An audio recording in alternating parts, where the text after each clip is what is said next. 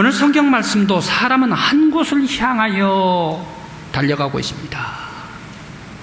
벳세다, 이 벳세다를 향하여 어떤 사람들은 걸어가고 어떤 사람들은 급히 달려가고 어떤 사람들은 자기 혼자만 가는 것이 아니라 또 아픈 사람까지 다 기별을 해가지고 함께 이 벳세다로 향하여 올라가고 있습니다. 과연 이 벳세다에서 무엇을 얻기 위해서 찾아가고 달려가는가? 이 벳세다는 예수님께서 많은 기적을 행하셨던 가버나움과 같지를 않습니다.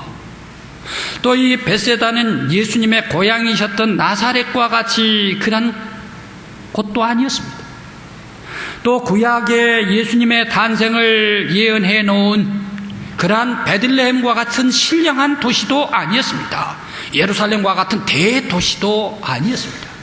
그런데 이 벳세다의 조그만 작고 작은 마을에 무엇을 얻기 위해서 수많은 사람들이 걸어가기도 하고 달려가기도 하고 미리 가서 기다리기도 하고 하면서 이 벳세다로 향하여 올라갔을까? 사실 벳세다에는 먹을 만한 식당도 없는 마을입니다. 관청도 없습니다. 회당도 없습니다. 그러면서 로마의 군인도 주둔하지 않는 그런 동네 조그만 마을입니다. 그런데 이 조그만 마을 이 언덕에 오늘 장정들만 5,000명이 모여들었대요. 장정들만 5,000명이 모였으면 어린아이도 따라왔으면 손을 잡고 하나씩만 따라왔더라도 5,000명. 그리고 아내가 같이 따라왔다면 또 5,000명, 할머니 할아버지들 중에 한 분만 왔다 하더라도 또 5,000명. 좋게 이 벳세다 언덕에는 적어도 2만 명 이상이 오르고 또 올라왔습니다. 무엇을 위해서 그들은 모여들었을까? 단 하나, 위로받기 위해서. 지금 이스라엘은 위로가 없다는 얘기예요. 이 위로받기 위해서 벳세다로 올라가고 또 찾아갔더라. 어제 그제 세월호 배에서 참사를 당했지만 다시 살아난 단원고 학생들이 저기 안산의 청소년 수련원에서 피켓을 들고 도보로 걸어서 서울 여의도 국회의사당까지 행진을 했습니다. 그러면서 자기 친구들이지만 구출을 받지를 못하고 죽어버린 그러한 부모님들을 힘을 주고 용기를 얻게 하기 위하여 그들은 국회의사당 단식을 하고 있는 그 어머님들에게 찾아갔습니다. 특별법을 제정해달라는 그런 요구일까요? 물론 맞습니다. 그러나 그 중심에는 곧 우리들이 위로가 필요합니다. 바로 이것을 알리기 위해서 올라갔습니다. 그의 한 엄마는 이렇게 글을 써내려가고 있습니다. 너를 보낸 지 벌써 90일이 되었구나.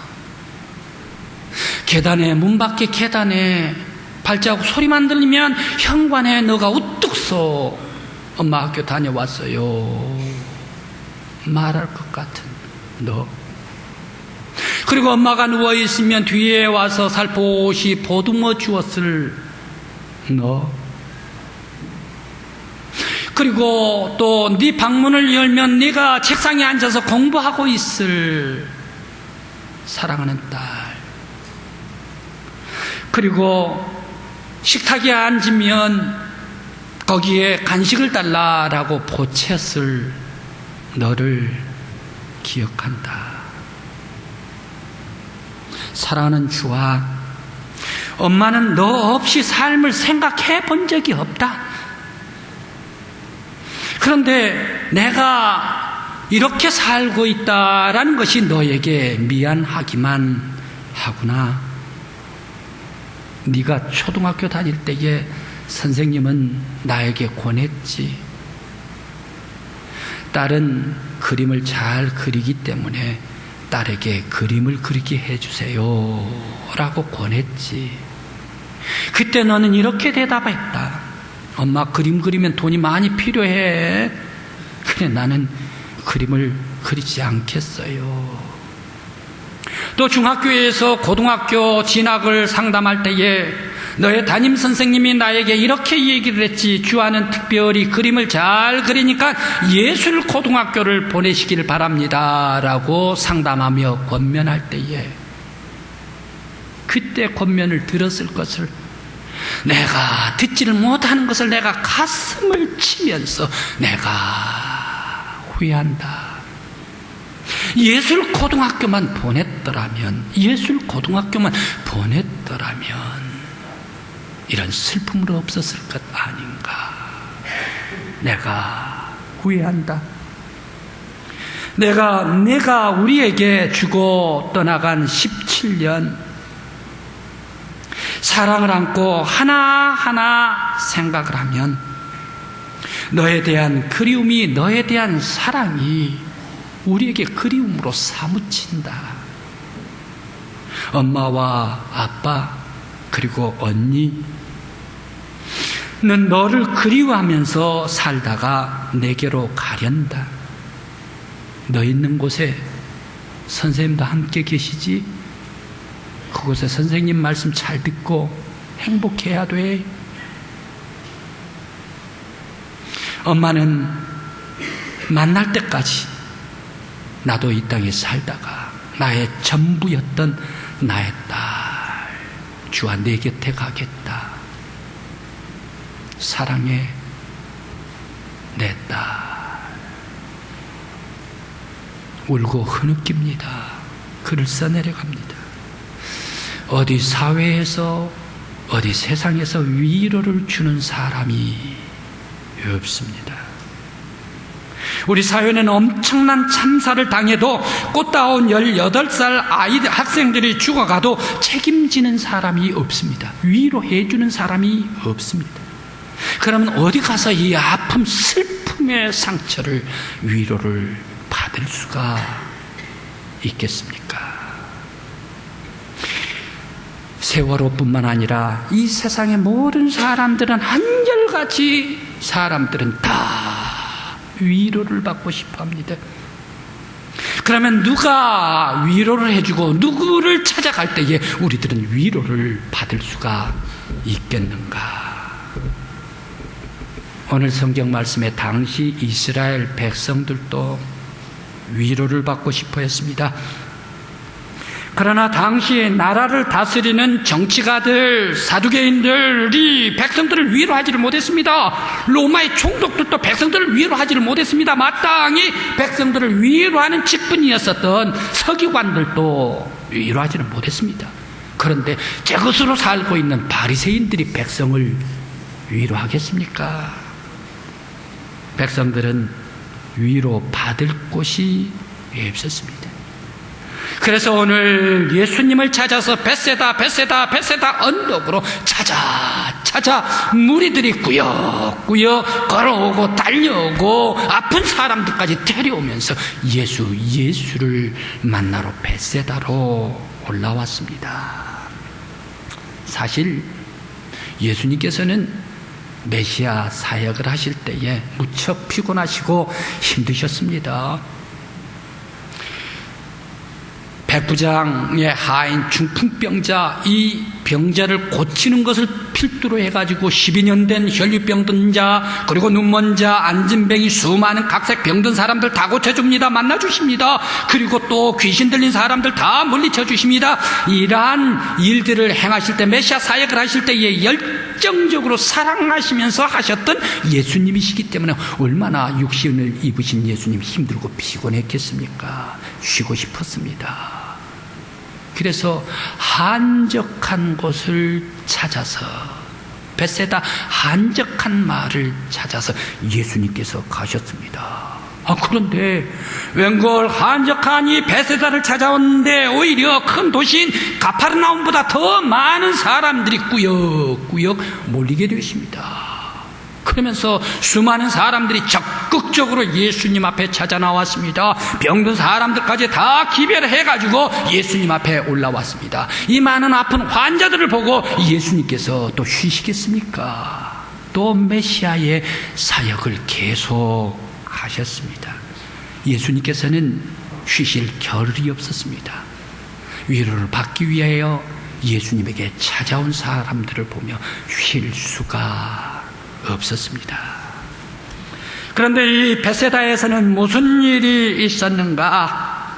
가버나움의 기적과 전혀 다른 기적, 오병이어의 기적이 바로 이 베세다 들녘에서 이루어지게 되었습니다.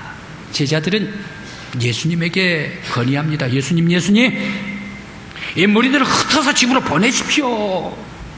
얘기를 합니다.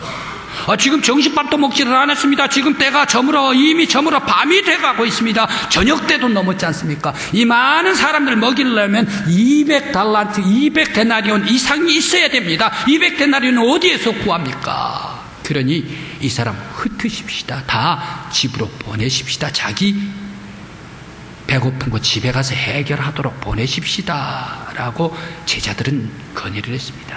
그런데 예수님께서는 아니었습니다. 아침 일찍부터 예수 찾아 올라온 사람들, 걸어온 사람들, 그리고 점심때도 넘은 사람들, 그러면서도 예수님의 말씀 듣고 있는 사람들, 그러면서 천국의 복음의 말씀을 듣고 이 저녁까지 배를 굶주리면서까지 예수님께 찾아온 이 사람들, 도저히 예수님께서는 그들 생각할 때 마음이 아파가지고 돌려보낼 수가 없었습니다.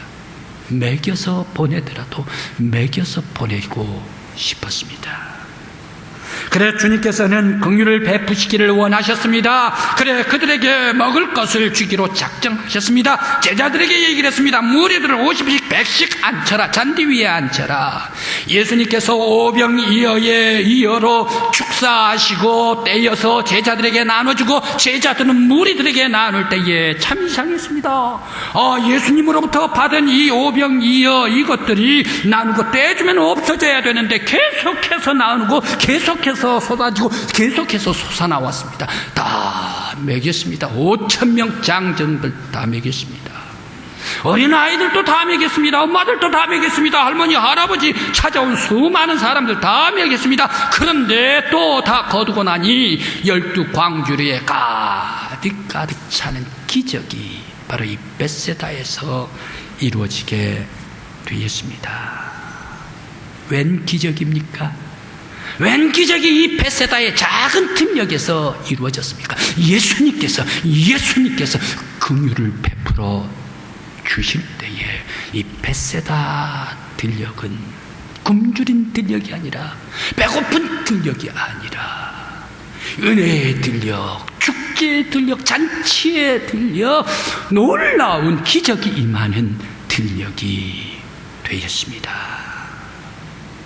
바로 그들은 가난한 사람, 부자 할 것 없이 다 먹었습니다. 그리고 어린아이, 어른 할 것 없이 다 먹었습니다. 배불리 먹었습니다.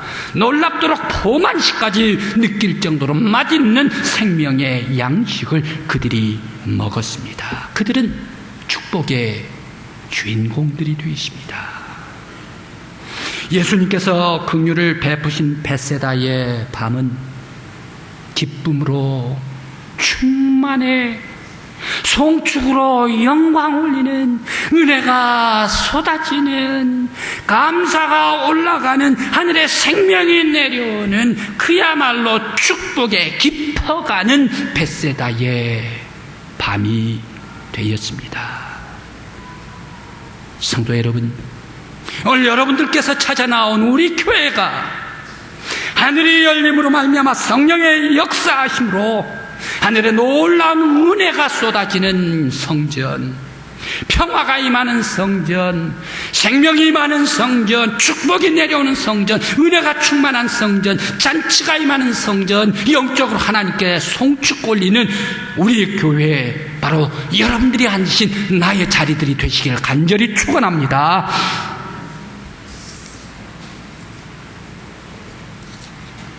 베세다 들녘은 근심이 사라집니다.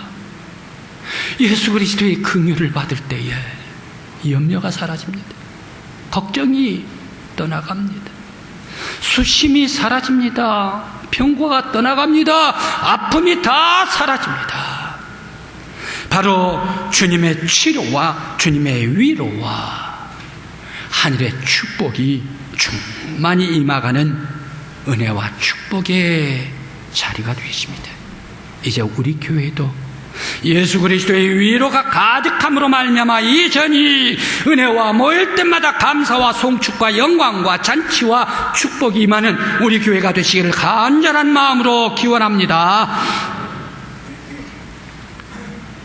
저는 사막이나 황무지, 사막에서는 난 풀이 안 난 줄 알았습니다. 나무도 사막에서는 자라지를 않고 모래만 있고 바위만 있고 그냥 돌만 있는 줄 알았습니다. 척박하고 황량한 곳이 사막인 줄 알았습니다. 그런데 제가 시나이 반도 성지순례 갈 때에 그곳에 풀들이 자라요. 근데 풀들이 자라요. 그런데 이 자라는 풀들, 이 풀들이 포화풀이래요. 포화풀. 그런데 이 풀은 높이가 얼마나 되는가 하면 50cm라나요? 50cm면 제 손가락이 24cm. 그러면 2배 정도 되겠구만요. 근데 50cm 키의 이 뿌리는 어떻게 되는가? 50cm면 한 30cm, 40cm 되는가? 그렇지를 않대요. 이 포화풀의 뿌리는 6m가 아니라 60m? 그것도 아니래요. 6km? 60km? 600km? 세상에 600km래요. 그래, 뿌리가 번져나가지고 뿌리가 넓게 깊게 펼쳐나갑니다. 바로 이 뿌리에서 이 사막의 생명을 부시하는 그러한 이유가 있답니다. 그런데 이 뿌리가 아주 물이 있는 곳, 습지가 있는 곳이면 다 뿌리를 발휘를 해가지고 넓게 펼쳐가지고 습기를 빨아먹고 수분을 빨아먹을 때에 바로 이 풀은 겨울에도 차갑지만 이 겨울을 다 견뎌내면서 얼지를 않고 여름에 뜨겁지만 타버리지를 않고 생명력으로 자라고 있다. 사실 600km면 어딥니까? 부산에서 서울까지가 440km입니다. 600km 정도면 부산에서 저 평양 정도 가는 거리가 600km인데 바로 이 포화풀이 뿌리를 넓게 깊이 들이고 있어서 생명을 빨아들이고 있다. 성도 여러분, 우리 성도들은 어떻습니까? 성도들은 우리의 영혼의 뿌리를 예수 그리스도에게 드려야 합니다. 우리의 심령을 예수 그리스도의 십자가를 붙잡아야 합니다. 바로 우리의 온 영혼, 우리의 삶이 예수 그리스도의 십자가의 뿌리를 드리고 우리가 그 그리스도의 보혈의 은총에 힘입을 때에 주님께서는 우리를 생명을 주시고 구원을 주시고 소망을 주시고 용기를 주실 줄 믿습니다. 우리 모든 성도들 예수 그리스도의 십자가에 우리의 영혼의 뿌리를 드리는 저와 여러분들이 되시기를 간절히 기원합니다. 미국을 아주 떠들썩하게 했던 한 분이 계신데요. 짐 베이커라는 사람입니다. 이 짐 베이커, 이분은 목사님이래요. 이분은 텔레비전 교회를 창설했대요. 그래서 자기가 설교를 준비를 해가지고 텔레비전으로 방영을 하면 거기에 설교를 듣고 집에서 듣고 있는 사람들이 통장 인터넷으로 온라인으로 헌금을 집어넣고 해가지고 교회가 인기가 없고 명성을 얻어 급속적으로 미국 전역에 퍼져나가게 됐습니다.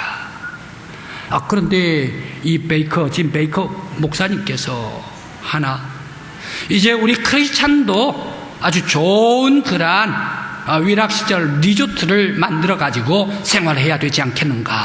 그래서 모든 분들께서 1,000불만 기금을 기부를 하시면 3박 4일간 아주 좋은 호텔, 헤리티지 그랜드 호텔, 헤리티지 US 그랜드 호텔이라는 이 호텔에 3박 4일 무료 숙박권을 드리겠습니다 라고 미국 전역에다가 광고를 했네요. 그렇게 되니까 미국 정부에서 이거 잘못됐다. 그래, 무료 숙박권을 주겠다라는 이게 잘못이래요. 미국 정부에서 검사에 고발을 해버리고 말았습니다. 이유는 그렇습니다. 미국의 인구가 3억 5천만 이상 되는데 이 전 미국인들이 다 헤리티지 호텔 이거에 가가지고 3박 4일 다 있게 되면 이건 정원 초과가 아닌가, 이건 정원 초과이기 때문에 사기다 해가지고 재판에 회부를 해버렸습니다.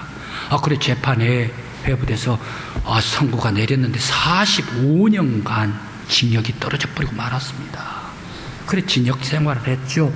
모범수로 생활을 했죠. 5년간 모범수를 생활을 하다가 거기에서 이제 나오게 돼서 추록을 했습니다. 그런데 이 감옥에서 받은 은혜, 받은 책이 많아가지고 책을 썼습니다. 바로 그 책 이름이 내가 잘못했나이다 라는 이런 책을 발간하게 되었습니다. 그런데 하룻밤에 자기가 꿈을 꾸는데 예수님께서 말씀 없으시고 자기에게 찾아왔대요. 그러면서 자기의 눈을 만지다가 자기의 눈을 쏙 뽑아버렸대요. 그러면서 예수의 눈을 집어넣어줬대. 그래, 너가 앞으로 이 세상에 살면서 네 눈으로 보지 말고 내 눈으로 봐라. 네가 세상의 사람과 네가 세상의 사물과 네가 모든 세상 사회를 네 눈으로 보지 말고 예수의 눈으로 보아라 라고 말씀도 하시면서 눈을 바꿔주고 자신을 떠나갔대요. 그래서 세상을 자기의 눈을 거두고 예수의 눈으로 그때부터 보기 시작을 했대요. 그랬더니 이웃도 이해하고 친구들도 이해하고 또 주변에 어려운 사람들 위로하고 고통받는 사람들 위로하고 예수님처럼 위로하고 섬기며 받들며 살 사람도 엄청나게 많더래요. 그래서 나도 예수의 눈을 바라보고 밖으로 나가면 이제 주님처럼 살겠다라고 하면서 LA 아주 청소년 빈민굴, 매음하고 마약하는 그런 빈민굴에 찾아가지고 그들에게 봉사하면서 헌신하는 생활을 했다라고 얘기를 합니다. 그가 인생의 가장 좌절, 절망, 낙심으로 떨어질 때에 예수님께서 찾아오셔서 그에게 긍휼을 베풀고 그에게 위로해 줄 때에 그는 완벽한 새 사람이 되어서 예수의 사람으로 새롭게 태어났다. 주님께서 긍휼을 베풀어 주실 때에 내가 가장 절망 속에서 위로를 얻었습니다 라고 고백을 합니다. 세상 사람들은 다 찾아갑니다. 달려갑니다. 위로를 받기 위해서 찾아가는 사람도 많이 있습니다. 오늘 성도 여러분, 나에게 필요한 것이 무엇입니까? 여러분에게 위로가 필요합니까? 또 여러분들에게 치료가 필요합니까? 여러분들에게 힐링이 필요합니까? 네, 영혼을 위로해 주실 분, 내 아픈 고통과 상처를 어루만져 주실 분, 오직 예수 그리스도. 바로 예수 그리스도 앞에, 십자가 앞에 영적인 손을 뻗칠 때에 주님께서 위로해 주실 때 여러분의 삶이 천국이 되시기를 간절한 마음으로 축원합니다. 기도드리시겠습니다.